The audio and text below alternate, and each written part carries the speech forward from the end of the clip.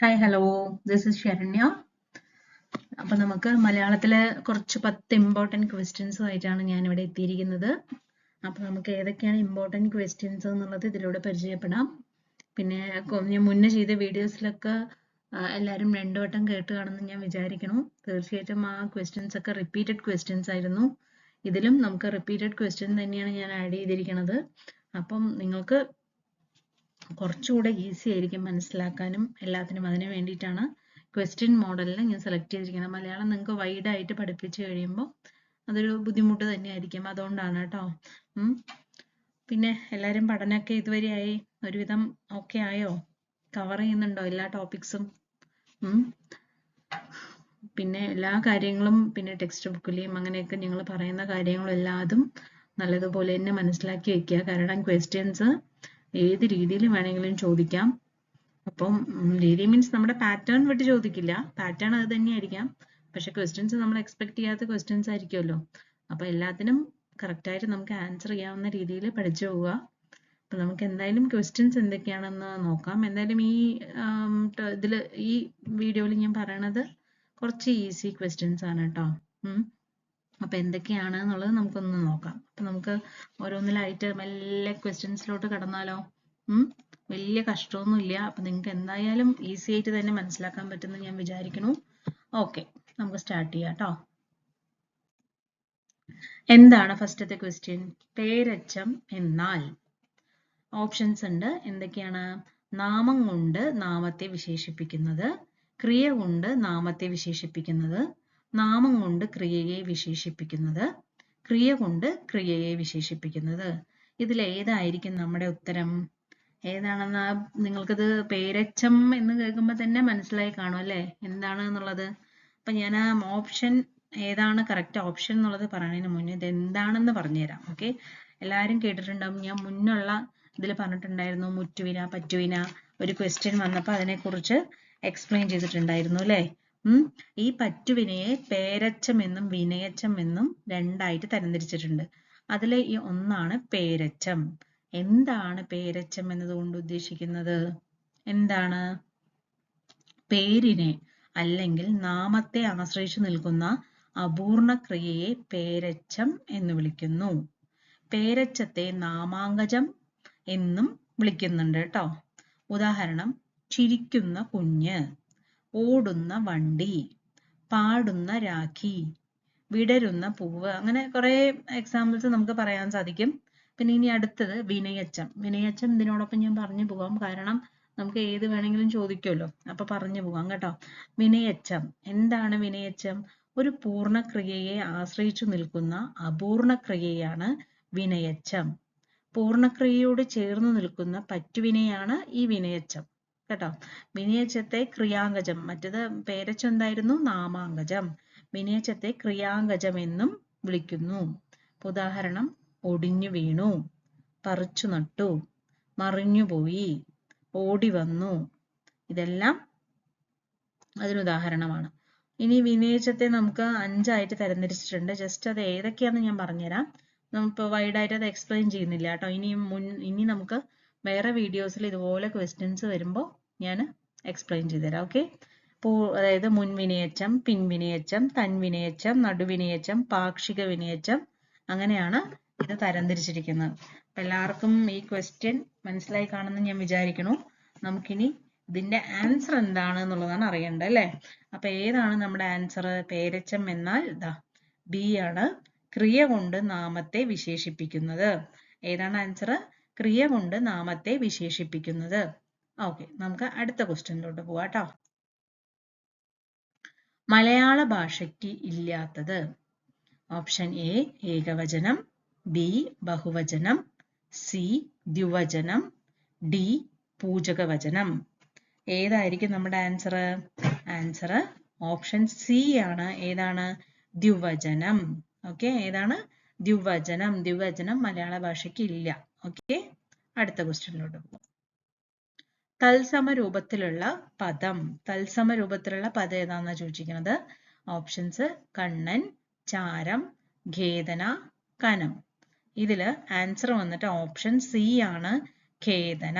ഏതാണ്? ഖേദന. ഇതാണ് ആൻസർ കേട്ടോ. ഓക്കെ, ഇനി അടുത്ത ക്വസ്റ്റ്യനിലോട്ട് മൂവ് ചെയ്യാം. എന്താണ് നമ്മുടെ ഫോർത്ത് ക്വസ്റ്റ്യൻ? സൂക്ഷ്മ സ്വഭാവം വർണ്ണിച്ചാൽ ഏതായിരിക്കും? അതായത് സൂക്ഷ്മ സ്വഭാവത്തെ വർണ്ണിച്ചാൽ അതിന് എന്താ പറയാന്ന് ചോദിക്കണം കേട്ടോ. ഏതൊക്കെയാണ്? കാവ്യലിംഗമം. ഓപ്ഷൻസിന്റെ ഇത് വാക്കുകളിന്റെ ആ ഒരു കാഠിന്യം കേട്ടിട്ട് പേടിക്കണ്ട, ഇത് ഈസിയാണ് കേട്ടോ. നമുക്ക് ആ സൂക്ഷ്മ സ്വഭാവം എന്നുള്ളത് തന്നെ ആൻസർ കിട്ടും.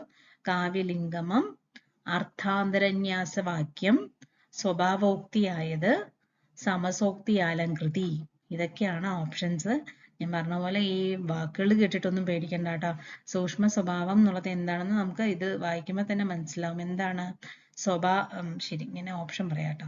ഓപ്ഷൻ സി, സ്വഭാവോക്തിയായത്. ഇതാണ് ആൻസർ. ഏതാണ്? ഓപ്ഷൻ സി, സ്വഭാവോക്തിയായത്. ഓക്കെ, അടുത്തതിലോട്ട് മൂവ് ചെയ്യാം.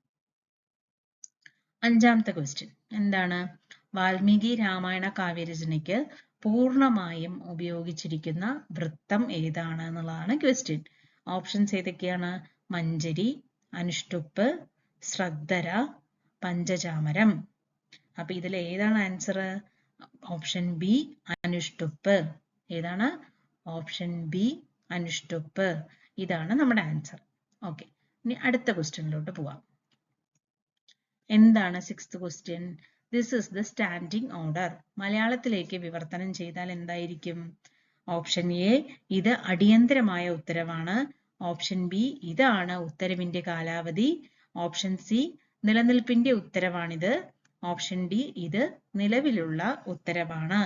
ഏതായിരിക്കും ഇത് ആൻസർ? ഇത് നിലവിലുള്ള ഉത്തരവാണ്. അതേതാണ്? ഓപ്ഷൻ ഡി ആണ്. ഇത് നിലവിലുള്ള ഉത്തരവാണ്. ഇതാണ് ഇതിന്റെ മലയാള വിവർത്തനം കേട്ടോ. അപ്പൊ ഇനി നമുക്ക് അടുത്ത ക്വസ്റ്റ്യനിലോട്ട് കടക്കാം. സീറോ അവർ എന്നതിന്റെ ഉചിതമായ മലയാള രൂപം. സീറോ അവർ നമുക്ക് എക്സാം സമയത്തും എല്ലാം അറിയാം അല്ലെ? ഏകദേശം കേട്ട് നല്ല പരിചയം കാണും. എങ്കിലും നമുക്ക് ഈ മൊത്തത്തിലുള്ള ഓപ്ഷൻസും കാര്യങ്ങളും കാണുമ്പോൾ കൺഫ്യൂഷൻ ആവും. അപ്പൊ ഏതാണ് അതിന്റെ ആൻസർ എന്ന് നമുക്ക് നോക്കാം കേട്ടോ. Option A, മൗനസമയം.